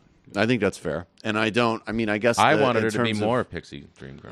Of course you do. Yeah. I could see, I don't, and then I guess the sort of gendered working class roles, I guess that just, for better or for worse, that just doesn't, that just wouldn't even occur to me one way or another, to be honest. Yeah. But I think the critique of, I think what you're saying is valid, but what's funny to me is I've had this conversation, like, Bree and I debated this. Like, I didn't view her as, like, that pixie or that manic or that dream girl. Maybe a little pixie, maybe a little manic, but not the conscience. Yeah, I thought she was very flawed in her own way, and actually, and this is a positive. I thought that made her role much more interesting and much more human. I didn't see her as just like, all right, like you're the noble girlfriend and you get it. Like I think that's the role in the Spike movie. And she's definitely not pixie manic dream girl at all, but she is just like a honeypot for his. No, she's not a honeypot. No. She's just great. She's just like great. a great person. Okay. And it's like cool. But that doesn't give one much to watch other than appreciating that she's cool. And I would even imagine as an actress, like who was the actress? I don't know. Tessa Thompson. Wait, in Sorry to Bother You. No. Sorry to Bother You. Now I'm switching to BlacKkKlansman. Oh, my bad. I think in Sorry to Bother You. Yeah, no, I think Tessa Thompson does a lot with that role. She's got a little more, but I would like to. I mean, this is why we need more women filmmakers as well. Like Definitely. I would love to see a movie from her perspective. Definitely, that would be a super interesting movie. I don't suppose anyone went and saw Wanda that I recommended last time. No. Hell no. All right. It's hard to find your films sometimes. It was playing at Metrograph, so all you New Yorkers could have seen it, and it was on Turner Classic Movies. I tweeted about it. That's okay. It is hard. I think you know that if you want me to go see something in a movie theater, you literally have to take me, and I will happily go on more dates with you. Matthew. Okay, that's great. It took me 6 months to get you to see Black Panther, and that was fun. That was fun. Yeah. I should probably spend that capital on something a little more substantial, though. But we had a good time. You don't think it was substantial? Well, I think our riffing on it was actually more fun than the film itself. I enjoyed it, though. No, I enjoyed it. Have you heard? Do you like Kofi Annan? Yes, that's great. Okay. I want to hear more from Kofi. I can't do the accent, but that's a great one. Yeah, that's a fun one. He was. I think he was still at the UN when I worked at UNICEF, so I got to kind of be in his orbit a little bit. Did you meet him? No, I didn't meet him, but I shot him from afar with video. Yeah, that did sound right. Yeah, from inside the UN General Assembly. CIA? I shot him. No, I wish they wouldn't take me.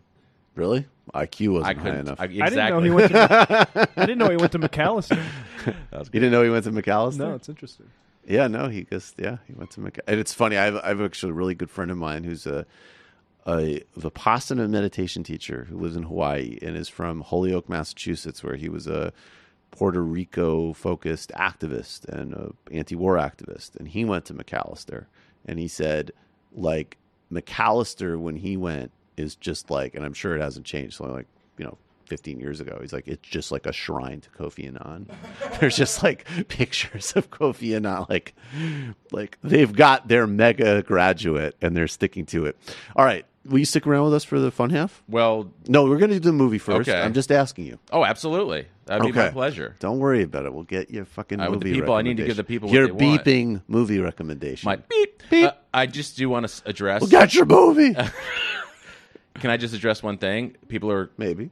Some people stop adding me about the Cernovich thing. We're working on it. It's happening. We're in development right now. So is this my camera? I'm hoping. Who's laughing now, Sam? Exactly. Oh, do you have the other drop that I was thinking of though? Mike Cernovich, Cernovich.com. Cernovich. I do. No, I was thinking of the what's the other one with Krishner? That's not what we're talking about. It's working, and it's very exciting. Yeah, it's very exciting. It's very exciting. So the Cernovich, Mike Cernovich. Mike Cernovich.com. Cernovich. And we need to do that. We need to work on our Cernovich. Lateral lisp. Cernovich. Did you like when Sam and I we synchronized one recently? I forget which show it was, but we both were just like Cernovich at the same time. That was pretty fun. But I'm trying to get you guys away from Cernovich and onto Cernovich. Okay, you have a lot of subtlety and insight in your Cernovich. Yeah. I gotta insist on Cernovich fidelity. But anyway, it's happening, folks. Just be patient. Hey, baby, put down that pipe and get my pipe up. Okay. Yeah. Maybe like in about 2021. It's been a process. I've been very busy. I'm trying to make a living in this world, this capitalist economy, and it's not the biggest budget on the Cernovich thing, but it's definitely happening now. I gave you $250 on Venmo. Why isn't the movie ready? God damn it. Yeah. Just make sure you do it well and you do it with passion. Definitely with passion. I'm going to make sure I do it well. No, I mean seriously and with passion. Yeah, a little bit of passion. That movie is going to happen, and it is going to be a public service. It really is going to be a public service announcement. It's less of a documentary and more a PSA about who the F he is. And that's it's still extremely necessary. I mean, you just got that guy fired from a major film. Although I was kind of tickled to see that he's taking donations for his retirement, basically. Like he's like, it's too hot for me out here, right? He does have moments that are very human. And like pathetic. Like you're like right. But it's kind of funny when you're like, but in a way where it's like, all of the diet pills and all of the stupid books and all of the misogyny and all of the nonsense. And now all of a sudden he's just like, I just like to have a passive income. Can't I just have friends? Can I just sit around? Some friends. Yeah, some friends. Michael Brooks. I'm actually in the middle of listening to Kill All Normies, and it's a great book, a gut punch, and it's just like I feel dirty after I hear it. But it does because of what she chronicles. Yeah, exactly. But it's also like it's a cry for help. It's a violent, twisted one. But all these people are in such emotional distress, that that's actually hard to take too. It's like, get into their minds and see how they rage against all life.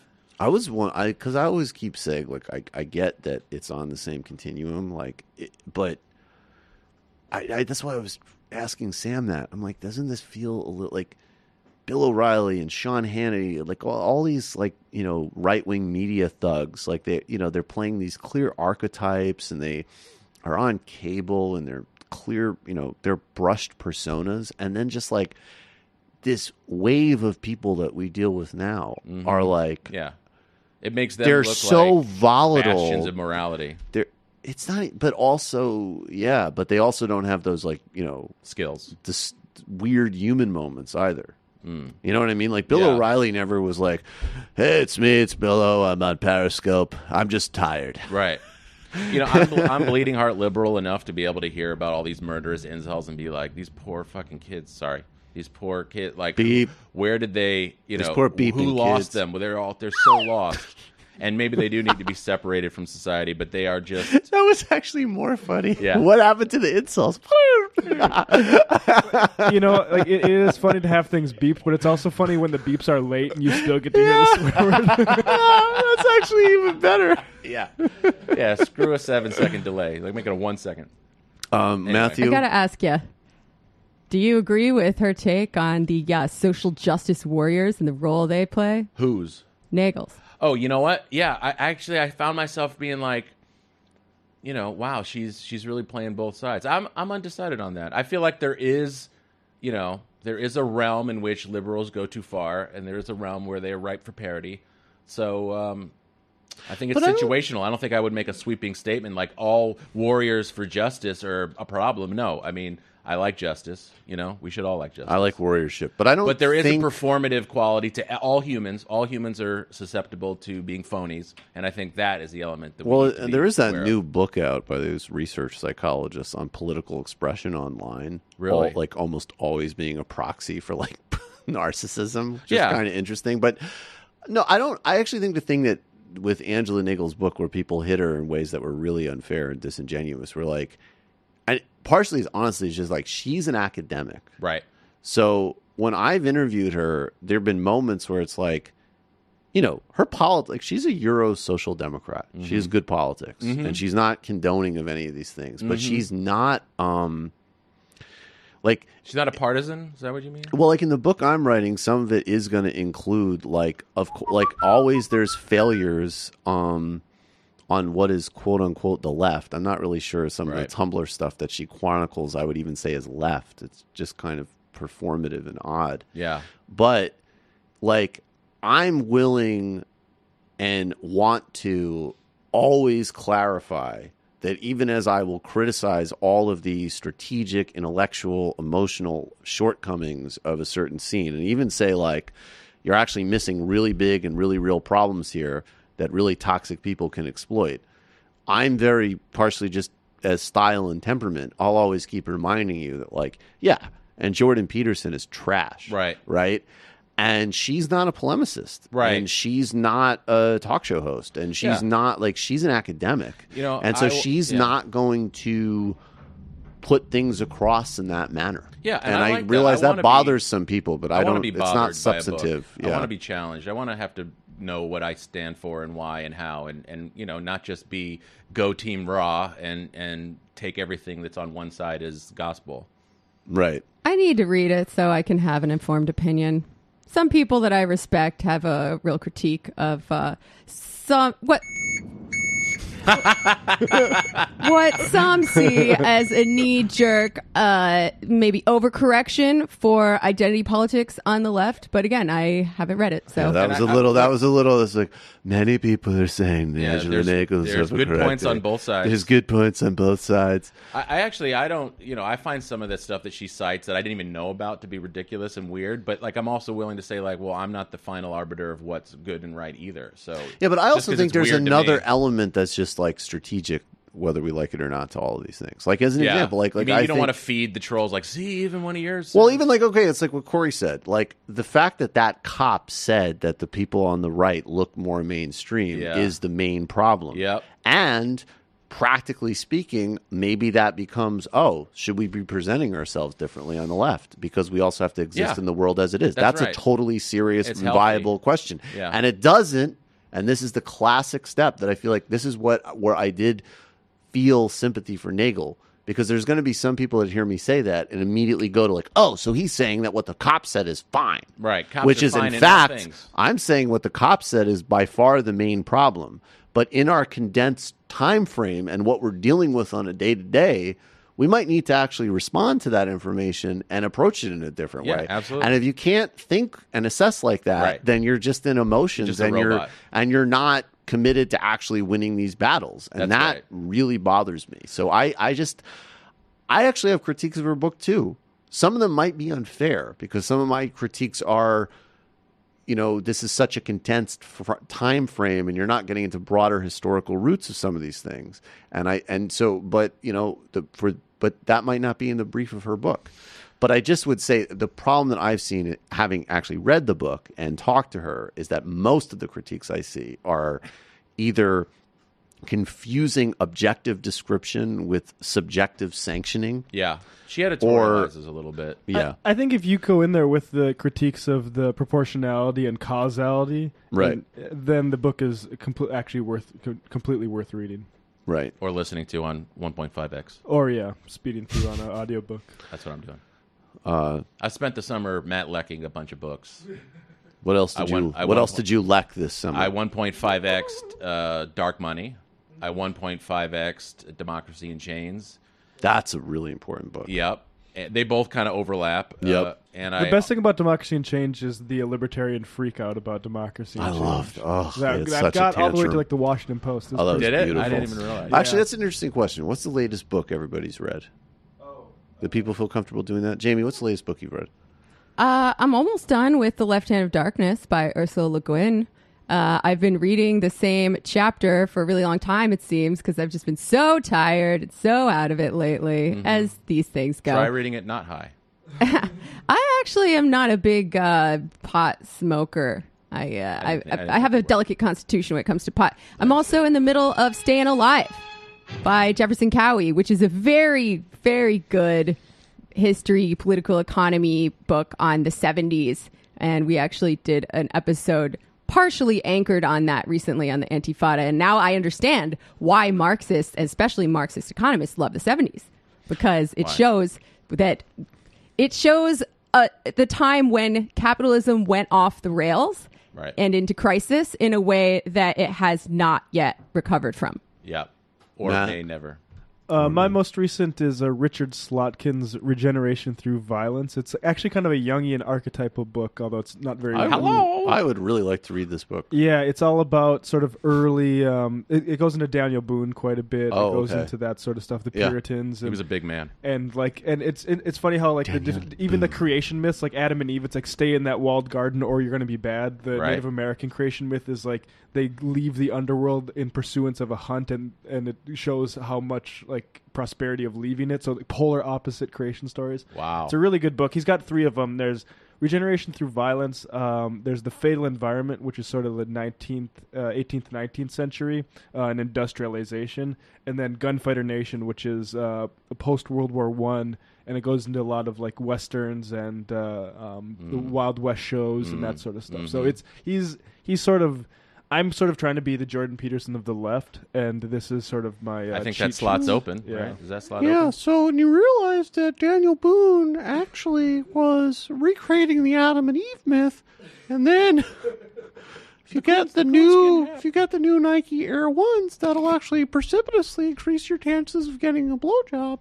Especially if you go to a rent strike protest. Please like and subscribe. I'm sold. Okay. $8 on Patreon for that. Yeah, and that's definitely a new character on the Michael Brooks Show. I'm reading Avengers of the New World, which is Marvel Comics. It's It's about the Haitian Revolution. Very close. Very close. Awesome. Are those audio available? No, they're not. But I have text to speech audiobooks. I can send and what voice do you use for that? British guy. There's a woman and a man that it depends on the author. And it works pretty well. Yep. Cool. You know, a lot of people are saying that canvassing for DSA candidates that it increased your chances of getting to second base. There's a really interesting reason for that, and it goes back to Hawthorne. Are you familiar with the concept of synchronicity? It's so true, though. Like, if you want to have a normal relationship with other human beings, not limited to, but including women, go out and do socialism, stuff. man. What is them? Socialism. Oh, she yes, said. socialism. In general, I would say going out and doing stuff is a good thing. In general, and particularly, yes, if you can attach it to and like if it's positive contribution to a world we want. Yeah, and it helps to have an ideology where you, understand and value everyone's humanity. It's almost as good as gaming. I always forget. Almost as good as gaming. Matthew, what movie are we supposed to not engage in the real world to watch? Well, no, this is real worldy. This is, Oh, I prefer to engage in the real world through mediated experiences such as film and art and reading. Talking about? Oh, Mila. She grew up so fast. So I just had my birthday last week, and one of the things I like to do is to use that day of power to make Mary, my fiance, watch whatever movie I pick. And I made her suffer. She came in and out of it, but it's a pretty harsh series of documentaries by a filmmaker named the series of movies is called 1 Year in the Life of Crime. Have you heard of it? And 1 Year in the Life of Crime 2. You've heard of it? I have heard of this. Oh, okay, awesome. They're both on YouTube, just in like crappy quality copies, but you can send away to John Alpert, the filmmaker. He's like a NBC News guy. He's done like millions of documentaries. These were sort of earlier in his career, and they basically are just a somewhat tabloidy but really amazing kind of access look into the lives of these two Newark, New Jersey shoplifters with drug habits. Yeah. And it's like it's harrowing to kind of tag along with them, but they're also kind of charming and funny, so it's not relentlessly bleak. But it is one of those movies where, like, Mary feels like it was depressing to her, and I totally get why some people, including the people in this office, may find it depressing. But I find movies like that to actually be enlightening, and I feel kind of better knowing that kind of stuff is going on and what it's like for other people. Like increasing your empathy. Also, it does have its kind of sensationalist, kind of exciting, weird things. Like they just walk into stores and are shoplifting in the 80s in a way that you probably couldn't fathom today. Because there aren't as many cameras and stuff. And so it's got that kind of like the system. It's a kind of movie that never blames the system and never blames the people per se, but it spreads the blame around for what it is, and it's just an experiential kind of unique object. So I say people should go see that. But the other What's it called again? 1 Year in the Life of Crime is the first one that's an hour, and then Year in the Life 2 is 2 hours. It follows them where they are like 10 years later. So one's like the 80s and the other one's like late 90s. And as they sort of deal with the legal system and their drug habits and all this stuff, it's it's highly recommended. He's also done other movies, like he did Baghdad ER, and he did A Year in Rikers, and so he's done these all like You Are There kind of documentaries. Right. He's a little bit Michael Morris, that you can hear him behind the camera going like, "Why are you doing drugs again?" Didn't you just have to have a urine sample yesterday? Like there's this kind of like probably authorial voice. Urine sample, you'd probably want to do drugs, right? And they're going to do it again, but. There's a little caveat there, but I really recommend we watch these things to kind of know what, not how the other half live, but how the bottom 10% are struggling. But when you said the 70s, which one you said the 70s and socialists? Yes. I really want to reiterate, I think I may have mentioned this before, but there's a movie that everyone needs to check out called Joe. If you haven't seen Joe and you're listening to this show and you watch this show, I don't know what to tell you. You need to see Joe. It's by John. Are you trying to rhyme? No. Okay. Go ahead. Is that what I show? Sorry. But John G. Alvinson. Not even the rim shover. That one. Anyway, Joe is with Peter Boyle, and he plays like the archetypal Archie Bunker, pre-Archie Bunker, made in 1970. And it's basically, the story is about a rich kind of banker guy trying to find his hippie daughter who's run away from home. Oh, okay. And he runs into Joe at the bar, who they're talking about killing hippies basically, and he's like, "I'd do that." And he goes on this rant about like everything that you see is the Fox News kind of playlist right now. And this is 1970. He's the crank at the end of the bar. Now he's the guy in the White House. Right. But I just feel like that movie is such a branch of our culture. You know, it does reflect some of his concerns do reflect the sort of economic stress that we were sort of forced to blame on the lower class, like they're getting welfare for doing nothing, you know, like that kind of thing. So I just think it's a great snapshot, and it's got the kind of ending that will stay with you. Just put it that way. Wow, it sounds good. Yeah. Have you seen the movie Blue Collar? Oh, God, yes. That's a great one. Paul Schrader's first movie. Yeah. Yeah. In fact, I'm thinking about showing that in my next senior citizens filmmaking class, film appreciation class. Yeah, Richard Pryor, Harvey Keitel, and Yaphet Kotto. That is a great film. It's a good movie. It's a union. A really good movie. It's kind of like, it's sort of agnostic on the morality of the union. They're kind of getting screwed by their union, you know, but I think it's an important film. It's so good. We actually based an episode of the Antifada around it, and very nice. Very good, very depressing film about the dissolution of the American working class. And I agree with you. It doesn't really take a position on this. It's just like things keep happening to them. Yeah, and it's another good example of how in art, I don't necessarily want art to be politically, hermetically perfect. You know, it has to have that well-rounded kind of all sides, not good people on all sides, but kind of deeper insight. Thank you. And if I'm elected, I will promise all movies are only good. But yeah. That's a Hawthorne-esque. I think Nathaniel Hawthorne's sort of like that. Wow, that one's loud. It's Wait for it. Thank you. It's sort of like The Wire in that, like, it takes you most of the way to blaming the system, but it doesn't really name what it is. Yeah, there's still going to be humans fallible at the end of the rainbow there. Guys, we're going to go to the fun half. Matthew, you are going to stay with us, right? Hell yeah. Okay, sweet. Okay, everybody, tonight, because there's no TMBS next week, we are, Matt, do you want to throw that up on YouTube? I know I didn't warn you before, but maybe you could fish it up while I'm pitching it. You are tonight at 6 p.m., we are live streaming Michael Brooks' show on the Michael Brooks Show YouTube channel, which has been up for now about 3 weeks or so. And we've how many subscribers do we have now? About 6,100. We also have our own sort of URL. It's YouTube/C/The Michael Brooks Show. Sweet. Awesome. So subscribe and get to us at 6 p.m. Eastern Time tonight for a live stream. The first live stream on the channel. Deep dive. I did it yesterday, but there's going to be a much deeper dive into the South Africa white genocide meme, and all of it. That stuff is very important and very much at the sort of top of global white nationalism. And then we're just, we're going to have some other segments. You'll get a sense of the show, but we're going to have fun. We're going to take calls. We're going to do Discord questions. It's just going to be the crew in studio, and we've got a lot of fun sound to get to. This Sunday, an illicit history of Kofi Annan, Pan-Africanism, and the United Nations with Milton Alamati. Then there's going to be one next week with Gene Bajlan on the Turkish economic crisis and the origins of that. The show's, year in, and now we're under 400, significantly under 400 away from our next goal of 2,000 patrons. So Thanks, everybody. Patreon.com/TMBS. Much appreciated. See you tonight at 6 p.m. on the Michael Brooks Show YouTube channel. Jamie. Well, this week on the Antifada, we have Army Resistor Spencer Rapone talking about the connection between capitalism and permanent imperial warfare. We talk about the Carnation Revolution in Portugal, which was a very inspiring, almost totally nonviolent revolution, leftist revolution against a fascist government. We talk about war resistance during Vietnam and the role the soldiers played in stopping the war.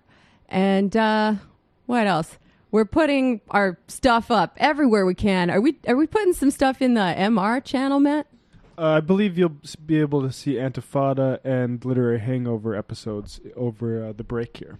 Nice, yeah. So we're going to put some audio up there, and we're on Spotify, we're on Stitcher, we're on iTunes, we're everywhere free podcasts are sold. And I'm really stoked about this episode. It's like not as wacky or funny or like pyrotechnic as other episodes. It's a little more serious, but it's a big get though. I found it very meaningful, and I really like Spencer a lot, and he really knows his stuff, and I would love to have him back on about something else. Awesome. Literary Hangover. Yep, Custom House. We're doing Nathaniel Hawthorne. If you haven't checked that out yet, check it out. Well, no, we don't have time for fish and dead humor related to Brendan, but I like to include Brendan in the show. I wish Brendan... Yeah, Brendan, what book are you reading? Brendan is extremely literary. The Official History of Ben and Jerry's. Yeah, that's what I'm reading next, actually. No, I just finished up The Fire Next Time by James Baldwin. I try to do one nonfiction and one fiction at the same time. I remember those days. And I just finished There, the new hot literary book by Tommy Orange, who is a Native American. He's kind of like the heir apparent to Sherman Alexie after he had a Me Too scandal. They had to reprint all the books without his blurb on it. But it's been crushing. It's at the top of the fiction list for the NY Times, and it's really good. I highly recommend it. Is it like the type of book where like Hillary Clinton's going to put out a tweet next year where she's just like, "That was one of the most powerful experiences I've had in literature"? Yeah, I'm really happy that she and like Lena Dunham didn't like go all over it.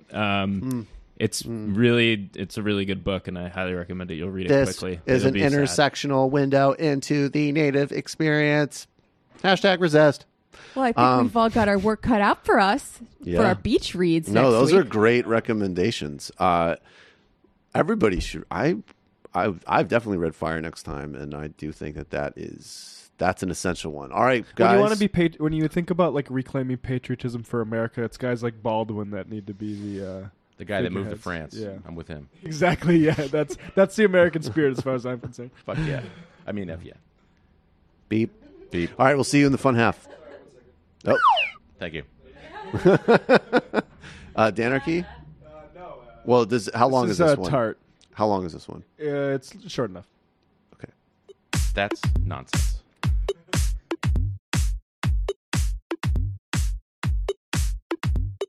Jamie and I may have a disagreement. Yeah, you can't just say whatever you want about people just because you're rich. I have an absolute right to mock them on YouTube. He's up there buggy whipping like he's the boss. I am not your employer. You know, I'm tired of the negativity. I'm sorry, I didn't mean to upset you. You're nervous?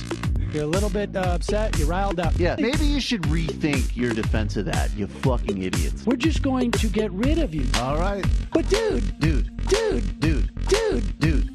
you want to smoke this joint?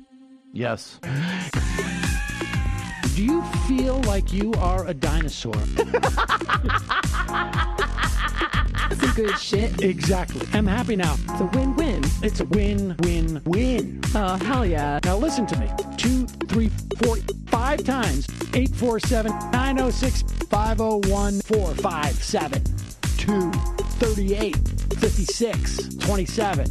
1 half. 5 8s. 3.9 billion. Wow. He's the ultimate math nerd. Don't you see? Why don't you get a real job instead of spewing vitriol and hatred, you left-wing Limbaugh? Everybody's taking their dumb juice today.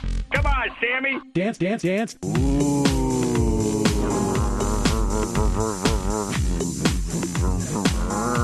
Rand Paul. I had my first post-coital scene with a woman. I'm hoping to add more moves to my repertoire. All I have is the dip and the swirl. Fine, we can double dip. Yes, this is a perfect moment. No. Wait, what? You make under $1 million a year. You're scum. You're nothing. Excuse me? Fuck you, you fucking liberal elite. I think you belong in jail. Thank you for saying that, Sam. You're a horrible, despicable person. All right, gonna take a quick break. I want to take a moment to talk to some of the libertarians out there. Take whatever vehicle you want to drive to the library. What you're talking about is jibber jabber. Classic. I'm feeling more chill already. Good. Donald Trump can kiss all of our asses. Hey, Sam. Hey, Andy. You guys ready to do some evil? Hitler was such an